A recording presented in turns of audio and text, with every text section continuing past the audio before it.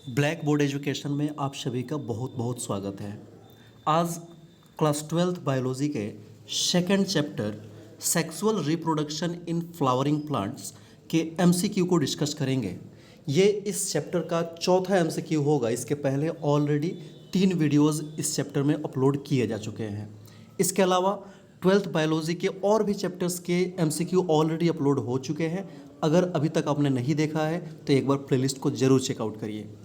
शुरू करते हैं। चलिए, अगर आप इस लेक्चर का पीडीएफ डाउनलोड करना चाहते हैं तो सिंपली हमारे इस टेलीग्राम चैनल को ज्वाइन कर वहाँ से डाउनलोड कर सकते हैं। इसके अलावा ट्विटर और इंस्टाग्राम पे इन आईडीज़ पे आप मुझे फॉलो भी कर सकते हैं।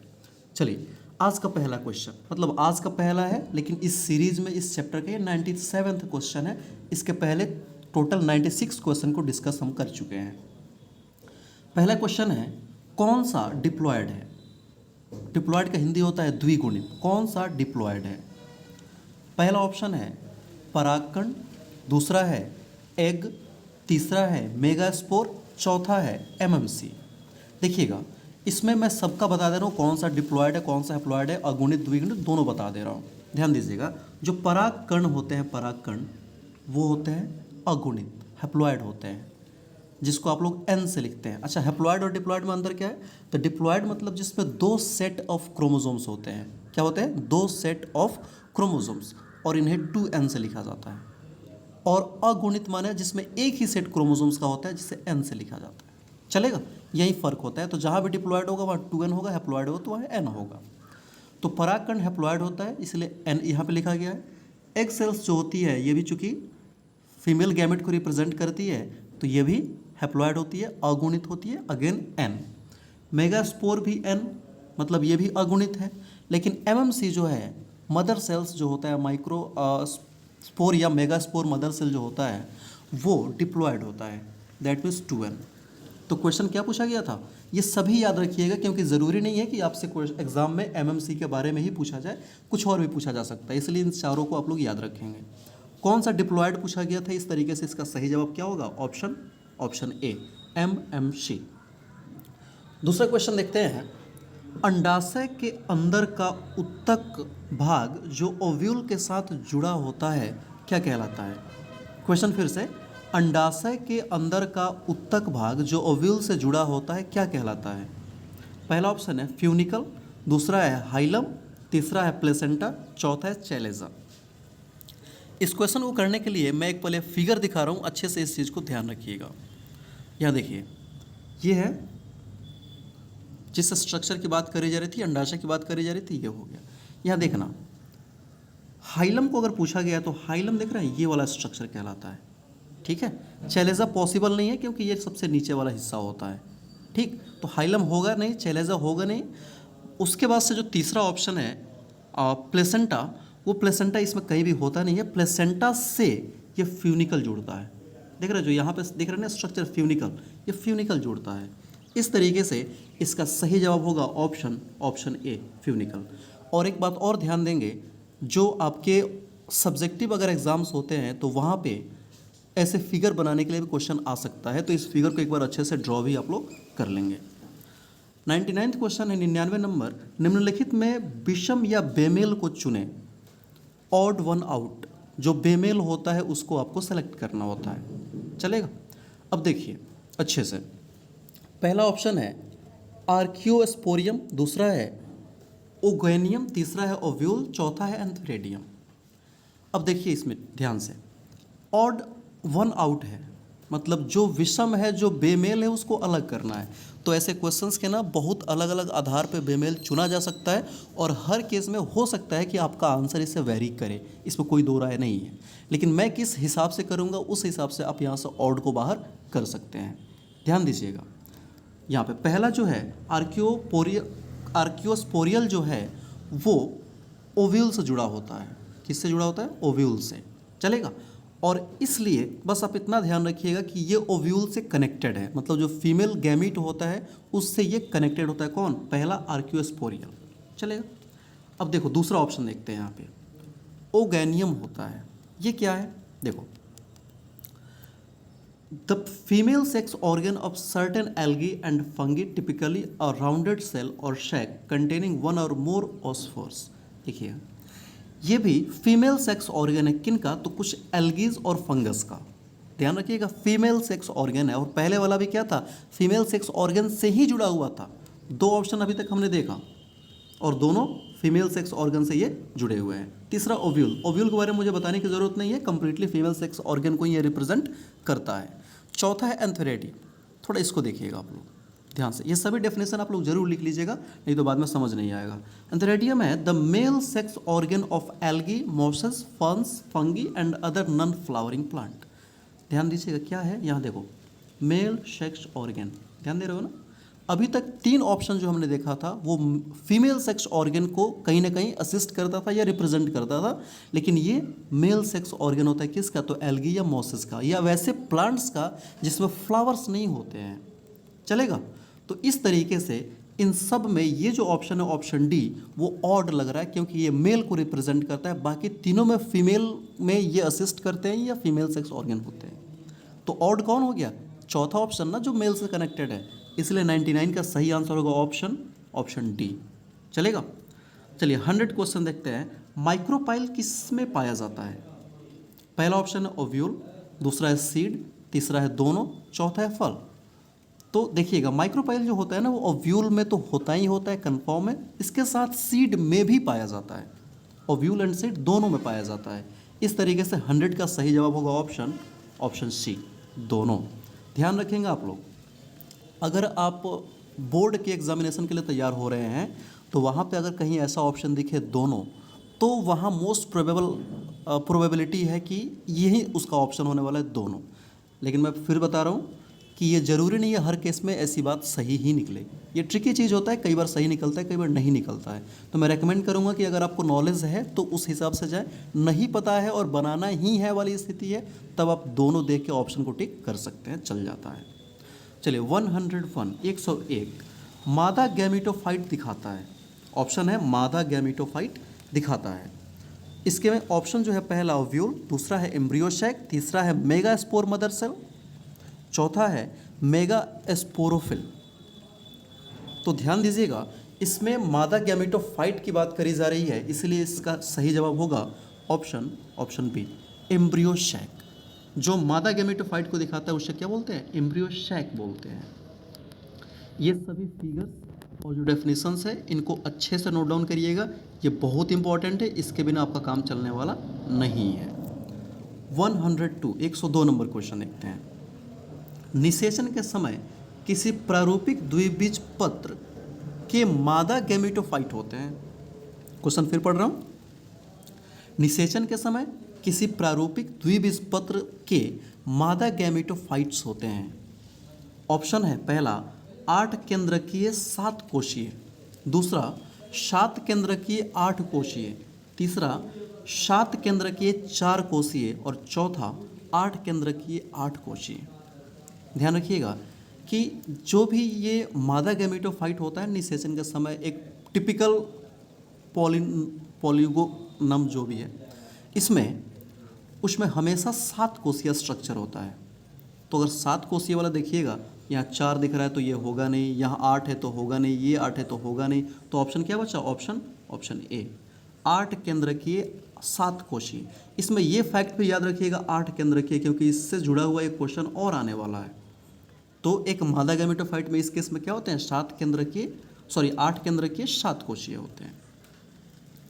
दूसरा है फिलिफॉर्म उपकरण किसकी विशेषता है? फिलिफॉर्म उपकरण किसकी विशेषता? पहला ऑप्शन है सिंड्रोगिट्स, दूसरा है अंडाणु, तीसरा है परागकोश भित्ति, चौथा है एंटीपोडल सेल्स। तो इसका सही जवाब होगा ऑप्शन ए, सिंड्रोगिट्स। चलेगा, सिंड्रोगिट्स।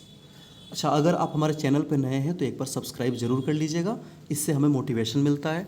और साथ ही अगर वीडियो आपको अच्छी लगे, फ़ायदेमंद लगे, तो अपने फ्रेंड्स तक ज़रूर शेयर करिएगा। इस प्लेटफॉर्म पे हम 11-12 के और भी सब्जेक्ट्स को इंक्लूड कर रहे हैं और साथ साथ कम्पिटिटिव एग्जामिनेशन के लिए भी तैयार धीरे धीरे हो रहे हैं। बहुत जल्दी आपको लाइव क्लास भी देखने को यहाँ मिलेगा। 104 एक गुणित कोशिका जो समसूत्री विभाजन द्वारा एम्ब्रियो सैक बनाता है क्या कहलाता है? क्वेश्चन फिर से, एक गुणित कोशिका जो समसूत्री विभाजन द्वारा एम्ब्रियो सैक बनाता है कहलाता है, क्या कहलाता है? पहला ऑप्शन है मेगा स्पोर मदर सेल, दूसरा है माइक्रो स्पोर मदर सेल, तीसरा है फंक्शनल मेगा स्पोर, चौथा है नॉन फंक्शनल मेगा स्पोर। देखिएगा एक गुणित कोशिका है ना जो समसूत्री विभाजन से एम्ब्रियो सैक बना रहा है, तो ये फंक्शनल होता है। क्या होता है ये? फंक्शनल होता है। इस तरीके से 104 का सही जवाब ऑप्शन सी होगा, फंक्शनल मेगा स्पोर। अगला क्वेश्चन है ओव्यूल की सबसे बड़ी कोशिका होती है। ओव्यूल मतलब जो अंडाशय होता है उसकी सबसे बड़ी कोशिका होती है। पहला है एमएमसी मतलब वही मेगा या माइक्रो स्पोर मदर सेल, दूसरा है एंटीपोडल, तीसरा है मध्य कोशिका सेंट्रल सेल्स, चौथा है परिवर्तनशील कोशिका का आकार। तो इसका सही जवाब होगा ऑप्शन सी सेंट्रल सेल।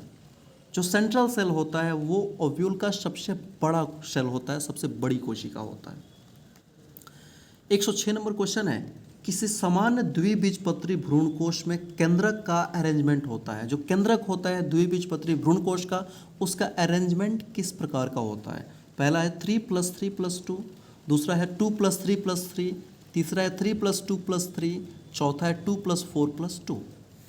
देखिए इसमें 4 का तो कोई चांस ही नहीं है, तो पहले ये कैंसिल हो गया। इसके स्ट्रक्चर में हमेशा 2 3 और 1 2 आता है, लेकिन ध्यान देने वाली बात यह है कि इनका सीक्वेंस पता होना चाहिए कि 2 3 और 1 2 किस तरीके से अरेंज है। तो इसको याद रखने का सिंपल तरीका है 3+2+3, 3+2+3 कितना हो गया? 3 3 6 2 8 हो गया ना। मैंने कहा था ना पिछले क्वेश्चन में कि याद रखना 8 केंद्रकीय 7 कोशीय वाला में बताया था, 8 केंद्रक याद रखना क्वेश्चन आएगा। 3+2+3 कितना? 8 हो गया क्या? लेकिन सीक्वेंस हमेशा इसका होता है 3+2+3 का, बाकी ये 3+3+2 या 2+3+3 ऐसे नहीं होता है। तो 106 का सही जवाब ऑप्शन सी। अब ये 3+2+3 है क्या? तो 3 एंटीपोडल सेल्स होते हैं, 2 सेंटर्स होते हैं और 3 एग्स होती है। 3 antipodal cells, 2 centres and 3 eggs. That's why it is ऐसे लिखा गया 3+2+3। याद रहेगा? चलिए अगला क्वेश्चन है टैपिटम जो ओव्यूल में बदलाव हो क्या कहलाता है? पहला ऑप्शन है एबिवॉइड टैपिटम, दूसरा है ग्लैंडुलर टैपिटम, तीसरा है इंटीगुमेंट्री, थोड़ा सा प्रोनाउंसिएशन में मुझे दिक्कत हो रही है, आप लोग पढ़ लीजिएगा ठीक से, टैपिटम, चौथा है फ्लैजिलर टैपिटम। इसका सही जवाब होगा ऑप्शन बताइए आप, ऑप्शन सी इंटीगुमेंट्री टैपिटम। चलिए 108 नंबर क्वेश्चन है, पहला है किसके द्वारा किसी आवृत बीजी में टेट्राड के चारों ओर माइक्रोस्पोर्स ढका होता है? क्वेश्चन है किसके द्वारा किसी आवृत बीजी में टेट्राड के चारों ओर माइक्रोस्पोर्स ढका रहता है? पहला है सेल्यूलोज, दूसरा है स्पोरोपोलेनिन, तीसरा है पैक्टोज और चौथा है कैलोज। स्पोरोपोलेनिन होगा नहीं, सेल्यूलोज होगा नहीं, तो बच गया क्या? पैक्टोज और कैलोज। याद रखने वाली फैक्ट है, अच्छे से याद कर लीजिएगा। इसका सही जवाब होता है ऑप्शन डी कैलोज। चलेगा? इसका सही जवाब होगा तो ऑप्शन डी कैलोज। 109 है किसी आवृत बीजी में नर गैमेटोफाइट होता है? पहला ऑप्शन है माइक्रोस्पोरेंजियम, दूसरा है न्यूक्लियस, तीसरा है माइक्रोस्पोर्स, तीसरा है स्टेम। तो सही जवाब होगा option C microspores. 110 number question है किसी पुष्पीय पौधे में एक पॉलन मदर सेल से एक मैच्योर गैमेटोफाइट का निर्माण होता है। इसमें कौन प्रोसेस इंक्लूड होता है? 3 समसूत्री विभाजन द्वारा, 1 अर्धसूत्री एवं 3 समसूत्री विभाजन, 1 अर्धसूत्री एवं 2 समसूत्री विभाजन या एकल अर्धसूत्री विभाजन द्वारा। तो इसका सही जवाब होगा ऑप्शन सी। ये क्वेश्चन रिपीटेड है, पहले हम लोग इस पर डिस्कस कर चुके हैं लास्ट वाले वीडियोज़ में, तो आपने नहीं देखा है तो एक बार देख लीजिए और पूरा भरदम शेयर करिए, क्योंकि मेरा टारगेट सिर्फ एक छोटे से ग्रुप को पढ़ाना नहीं है, मेरा टारगेट है कि पूरे हर ज़रूरतमंद लोगों तक हम पहुँचे, हम सबकी सहायता कर सकें। 111 है पॉलन किट रासायनिक रूप से बना होता है। पॉलन किट रासायनिक रूप से बना होता है। ऑप्शन है प्रोटीन से, लिपिड एंड कैरोटीनॉइड से, तीसरा है कार्बोहाइड्रेट्स एंड कैरोटीनॉइड से, चौथा है स्पोरोपोलेनियम से। तो सही जवाब होगा ऑप्शन बी लिपिड एवं कैरोटीनॉइड से। जी हाँ, पॉलन किट लिपिड और कैरोटीनॉइड से बना होता है।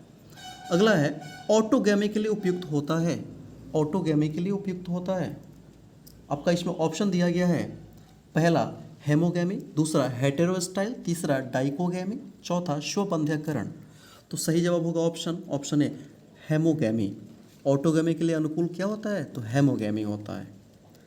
113 नंबर क्वेश्चन है, यदि कोई पुष्प चमकीले रंग का हो और नेक्टर स्रावित करता हो तो यह संभवतः वायु द्वारा परागित होता है, कीट द्वारा होता है, कीटभक्षी पौधा है या नपुंसक पौधा है?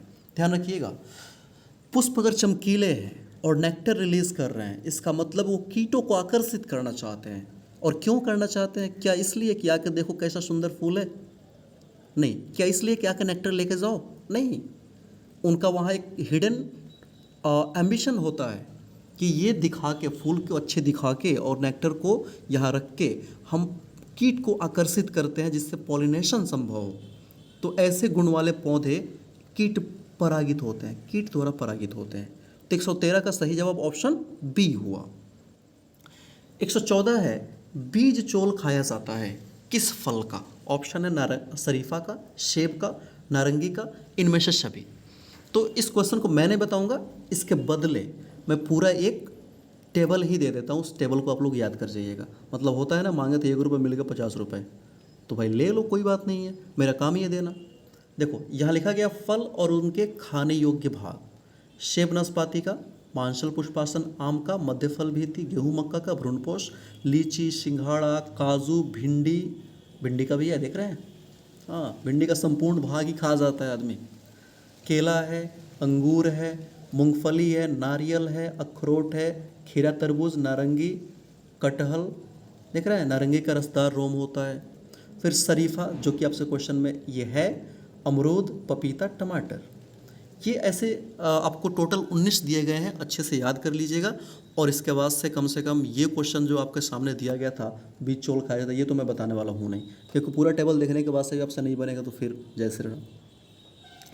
115 नंबर क्वेश्चन है, किसी पुष्पक्रमी पौधे में अधिकतम गुणसूत्र की संख्या 2n = 256 है, पौधा लिटोरोसा में, तो न्यूनतम संख्या क्या होगी? इसको ढंग से याद करिएगा। इसका सही जवाब होगा ऑप्शन ए 2n = 4। देखिए ऐसे जो भी क्वेश्चन है ना, मैं सोच रहा हूँ कि कल या परसों इसका एक अलग अपडेटेड वीडियोज़ ही आपके लिए ला दूँ कि ऐसे क्वेश्चन को बनाने में आपको कभी भी दोबारा तकलीफ ना हो, बार बार आपको परेशान कर रहा है। 116 नंबर क्वेश्चन है, मक्का में 10 जोड़ा गुणसूत्र पाया जाता है। 10 जोड़ा माने क्या? 20 को पाया जाता है। इसमें कितने लिंकेज समूह होंगे? तो 10 ही होंगे ना, जोड़े में है तो 10 ही होंगे, इसलिए 116 का सही जवाब ऑप्शन सी।